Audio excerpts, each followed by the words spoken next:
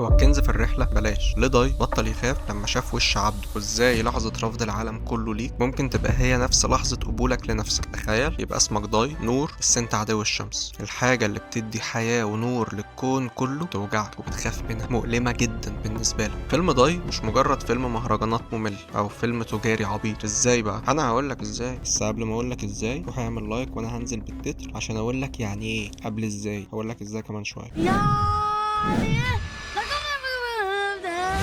باختصار الفيلم بيحكي عن طفل نوبي ألبينو عنده طفرة جينية اسمها ألبينيزم. صحابه في المدرسة بيقولوا عليه شبح وبيتنمروا عليه وبيضربوه لدرجة إن أمه بطلت توديه المدرسة أو حتى تخرجه من البيت. أبوه سايب البيت ومش عايش معاه وأمه هي اللي بتصرف عليه. بس ضاي صوته زي الدهب وحلو جدا، فبيقرر يسافر من أسوان للقاهرة علشان يغني في البرنامج.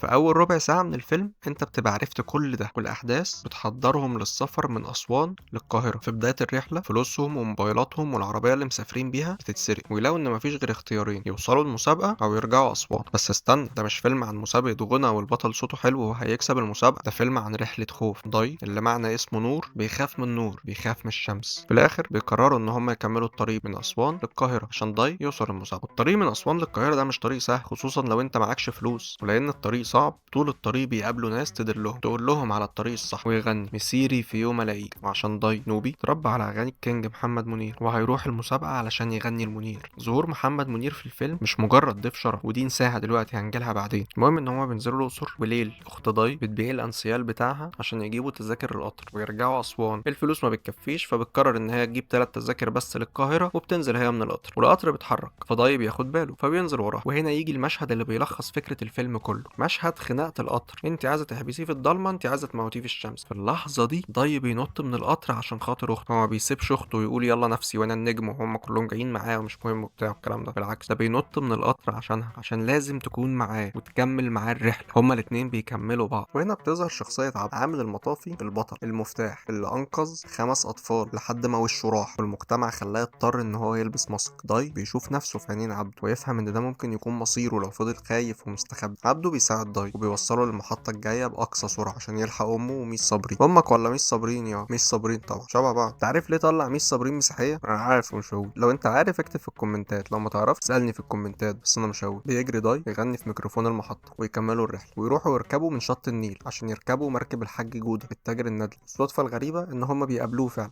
ومبيوافقش ياخدهم معاه، فبترمي ميس صابرين فبيقبل يساعدهم. ضاي بيغني اغنيه يا زماني وتتعمل اجمل نقله في الفيلم كله، ويتصور المشهد ده وبعديه يحصل القط ده. برافو. بيوصلوا القاهره، بينزلوا المعادي، وعشان مفيش فلوس ولا موبايلات ميس صابرين بتاخد ليل اخت ضاي ويروحوا يقابلوا الفنان محمد ممدوح زميل ميس صابرين. بس الشمس هنا كانت اقوى من ضاي وبيقع في الشارع وبيغمى عليه، ويبتدي المشهد ده اقسى مشهد في الفيلم. فبيقوم ضاي وياخد الضربه التانيه من المجتمع وبيغمى عليه، يفوق في المستشفى. وهنا بتحصل المعجزه، ضاي بيشوف محمد منير في المستشفى. منير هنا ما كانش مجرد ضيف شرف، رجعنا لها. منير هو البوصله اللي بيشوف فيها ضاي الطريق. منير هو الفيلم. ظهور منير في الوقت ده مش مجرد صدفه، ده اكبر دليل انك ممكن في طريقك توصل لحلمك وتكتشف ان ده مش نهايه الطريق. منير الاسمر بيقابل ضي الابيض عدو الشمس وبيكلموا نوبي وبيغنوا مع بعض في استقبال المستشفى. علموني يعني ايه كثافه. اول اغنيه غناها محمد منير في طريق، زي ما يكون عايز يقولك انها نفس المحطه نفس البدايه. وهنا ضي فهم ان صوته اقوى من اي مسابقه، صوته هو الموضوع وخرج. منير هربه وراح المسابقه بس متاخر. ضي ملحقش المسابقه، بس هو وصل لحاجه اهم، وصل لنفسه، ووصل لبرنامج لميس الحديد. والاهم ان هو بطل يخاف. هو كان ممكن يدخل المسابقه يكسب، ممكن ما يكسبش، كان ممكن يتشاف وكان ممكن لا، لكن في البرنامج الدنيا كلها شافته، وعشان كده هو غنى نوبي وغنى للشمس. لأول مرة ضي ما بقاش يخاف منها، وقف قدام الدنيا كلها وقال